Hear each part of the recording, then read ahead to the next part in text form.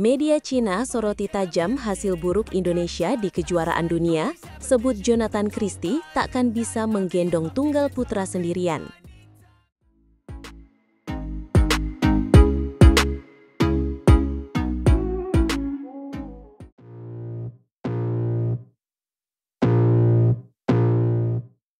Kabar kurang sedap datang dari negara rival, Cina. Usai gelaran kejuaraan dunia 2025, salah satu media bulu tangkis mereka menyoroti tajam merosotnya prestasi Indonesia. Tak tanggung-tanggung, mereka menyebut tunggal putra kita berada dalam tantangan serius, dan Jonathan Christie tak bisa lagi diandalkan untuk menggendong tim sendirian. Sebuah kritik yang sangat pedas, namun mungkin ada benarnya jika kita melihat hasil di Paris pekan kemarin. Tim Merah Putih yang biasanya menjadi penantang gelar harus pulang dengan kepala tertunduk. Dari 5 sektor, kita hanya berhasil membawa pulang 1 medali perunggu melalui perjuangan luar biasa dari Putri Kusumawardhani. Benar sekali, Putri KW menjadi satu-satunya penyelamat wajah Indonesia. Ia berjuang hingga semifinal sebelum akhirnya ditumbangkan oleh mantan Ratu Bulu Tangkis Dunia, Akane Yamaguchi dari Jepang, dalam pertarungan 3 game yang melelahkan. Sebuah pencapaian individu yang patut diacungi jempol di tengah lesunya sektor lain. Dan sorotan utama dari media Cina, AUK, tertuju pada sektor tunggal putra. 3 pilar kita, Andoni Sinisuka Ginting, Jonathan Christie, dan Alwi Farhan, semuanya gagal menembus fase medali. Ginting yang baru pulih dari cedera, bahkan harus angkat koper di babak pertama. Sementara itu, langkah Jonathan dan Alwi sama-sama dihentikan oleh lawan yang sama, sang juara bertahan dari Thailand, Kunlavut Phititsan. Ini seolah mengkonfirmasi bahwa regenerasi dan kekuatan tunggal putra kita sedang tidak baik-baik saja. Dan media Cina dengan jeli menangkap momen ini. Dalam artikelnya, AUK menulis, tim bulu tangkis Indonesia yang secara tradisional kuat justru tampil buruk pada kejuaraan dunia tahun ini.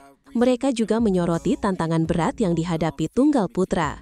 Menurut mereka, era Jonathan dan Anthony sebagai pemain kunci selama hampir 1 dekade akan segera berakhir.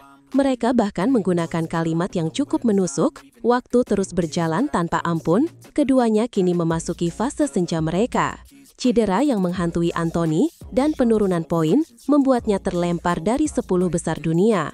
Dan puncaknya, mereka menyatakan, meski Jonathan masih kokoh di 10 besar, dia tidak dapat membawa tim ini sendirian. Ini adalah sebuah tamparan keras. Analisis ini seolah menyiratkan bahwa Indonesia tidak lagi punya pelapis yang sepadan di belakang 2 andalan utamanya. Sektor lain pun tak luput dari kritik. Ganda putra yang biasanya jadi lumbung medali, laju terjauhnya hanya sampai babak 16 besar melalui Fajar Rian dan Leo Bagas.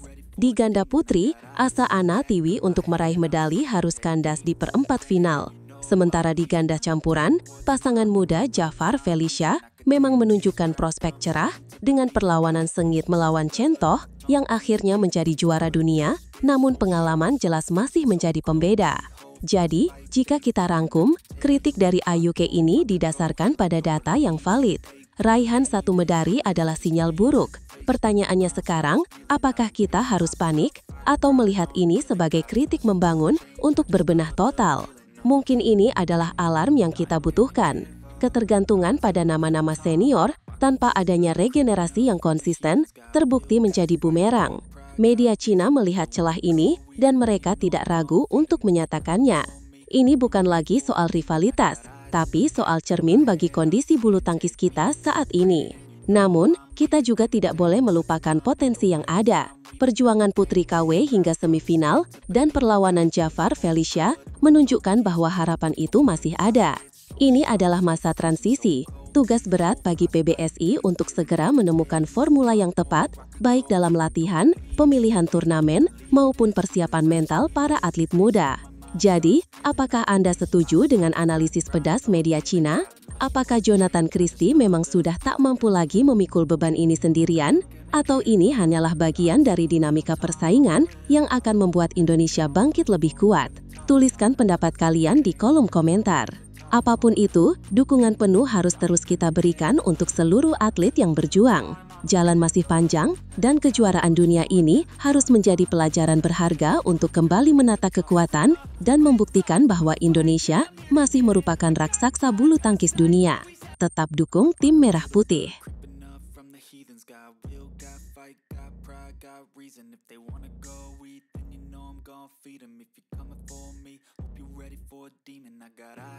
Keputusan mengejutkan datang dari Komang Ayu yang resmi mundur dari pelatnas PBSI untuk menjadi pemain profesional di tengah sorotan peringkat dunianya.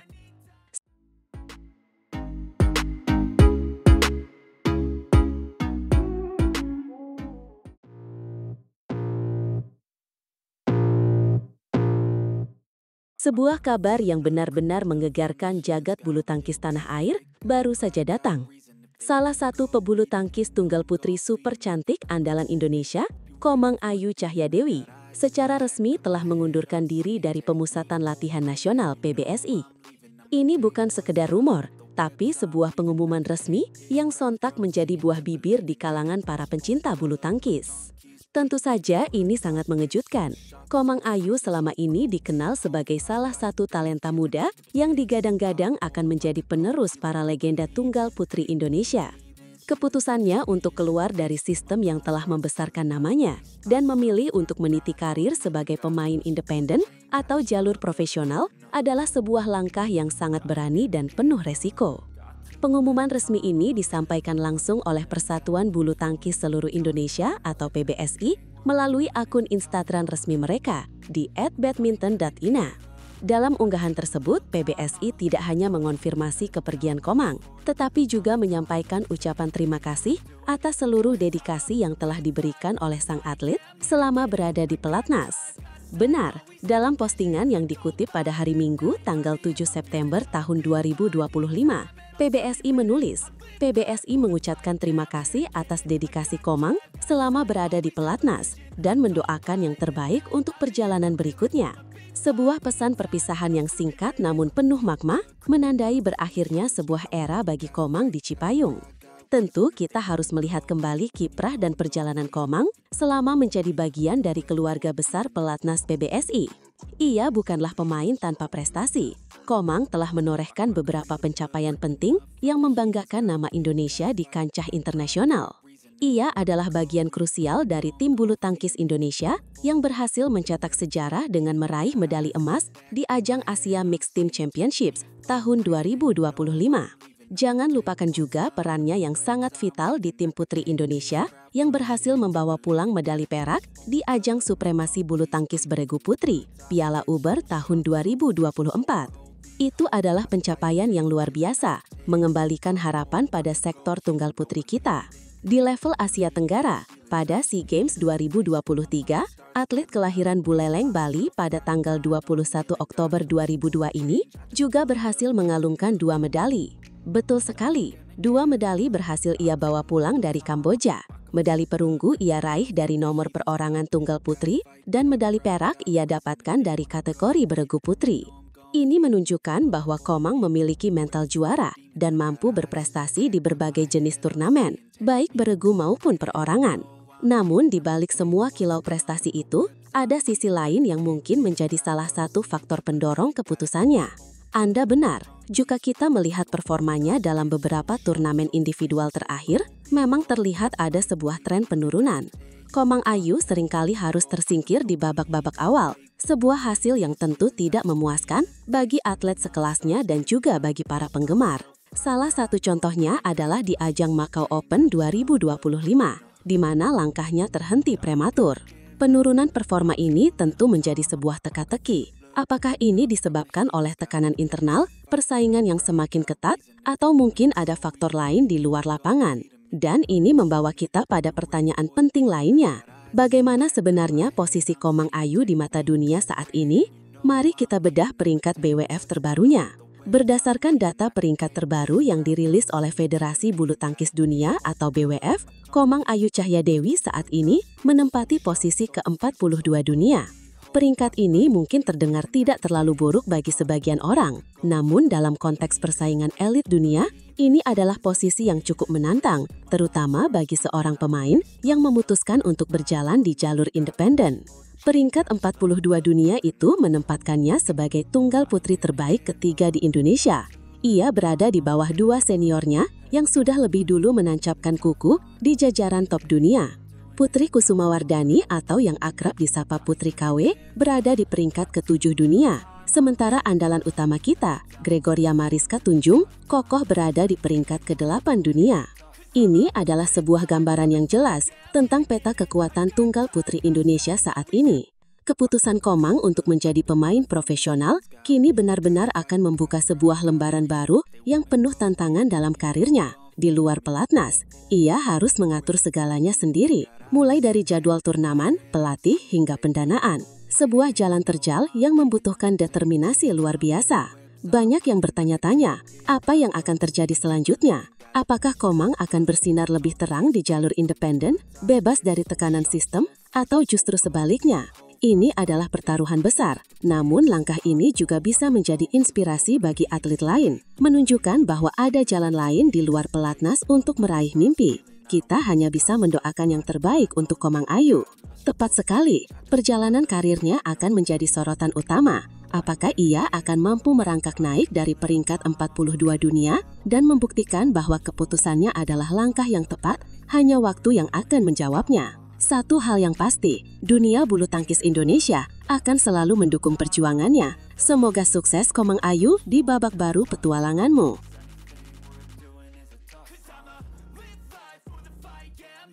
Di tengah anjloknya prestasi bulu tangkis Indonesia, PBSI mengambil langkah drastis dengan merombak total pasangan ganda putra dan ganda putri.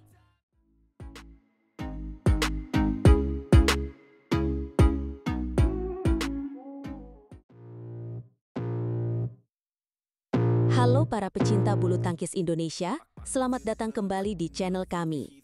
Hari ini, kita akan membahas topik yang sedang sangat panas dan menjadi perbincangan di seluruh komunitas badminton tanah air. Di tengah anjloknya prestasi bulu tangkis Indonesia, PBSI mengambil sebuah langkah yang sangat drastis dan berani, merombak total pasangan di sektor ganda. Benar sekali, langkah ini menimbulkan tanda tanya besar bagi kita semua. Apakah ini akan menjadi solusi jitu yang membangkitkan kembali kejayaan kita? Atau jangan-jangan ini hanyalah sebuah ilusi, sebuah kepanikan sesaat?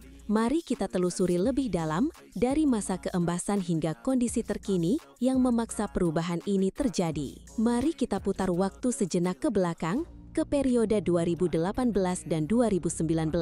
Di masa itu, bulu tangkis Indonesia, khususnya sektor ganda, begitu disegani dunia.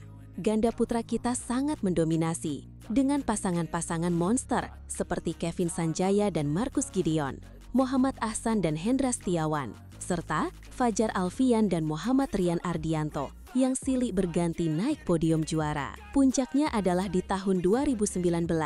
Dari 23 turnamen level elit BWF World Tour, ganda putra Indonesia berhasil merebut lebih dari setengahnya, yaitu 12 gelar juara. Bahkan, gelar penutup tahun yang paling bergengsi, BWF World Tour Finals, berhasil kita amankan.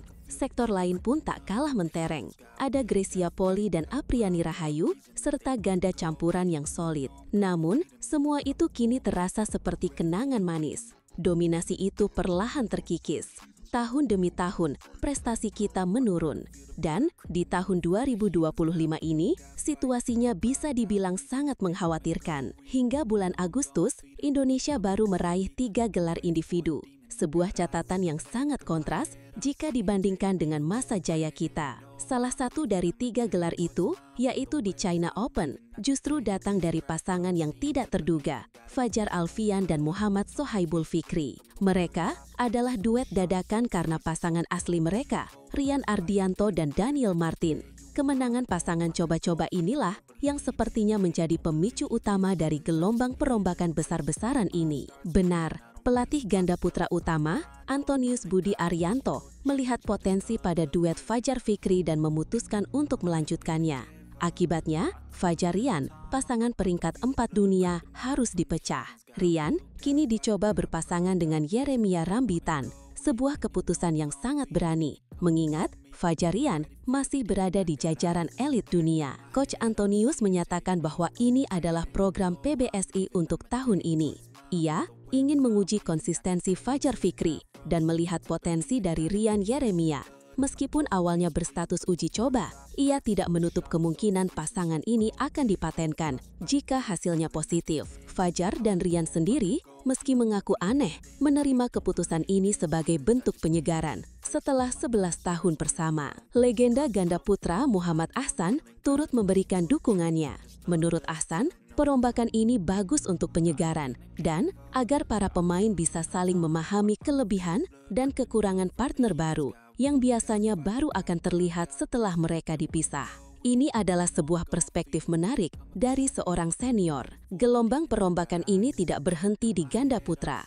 Sektor ganda putri juga mengalami hal serupa di bawah arahan Karel Mainaki. 4 pasangan utama dipecah dan dipasangkan ulang. Kini, kita punya Apriani Rahayu Siti Fadia, Amalia Pratiwi Lani Mayasari, Rachel Rosli, Melisa Puspitasari, dan Febriana Kusuma dan Feby Setianingrum. Menurut Coach Karel, perubahan ini didasari oleh sulitnya pasangan-pasangan lama untuk menembus level top elit dunia. Setelah mempelajari para pemain secara individu, ia yakin pertukaran pasangan ini akan memberikan kesempatan lebih besar untuk bersaing di level tertinggi. Ia bahkan sudah mencoba formasi ini dalam latihan dan melihat ada kemajuan yang signifikan. Keempat pasangan baru ganda putri ini akan langsung diuji di 2 turnamen penting bulan September, yaitu Hong Kong Open Super 500 dan China Masters Super 750. Harapannya, mereka bisa langsung tancap gas, mengumpulkan poin sebanyak-banyaknya agar tahun depan bisa langsung mengikuti turnamen level atas. Namun, bagaimana dengan ganda campuran? Sektor ini tampaknya masih berada dalam ketidakpastian. Sejauh ini, baru ada 1 pasangan baru, yaitu Dejan Ferdinandsyah dengan Bernardine Anindya Wardana. Sementara nasib pasangan utama seperti Rinov Pita masih menggantung. Pelatih Rioni Mainaki sebenarnya sudah pernah mencoba merombak Rinov Pita dan Farel Lisa di awal tahun, namun hasilnya tidak memuaskan.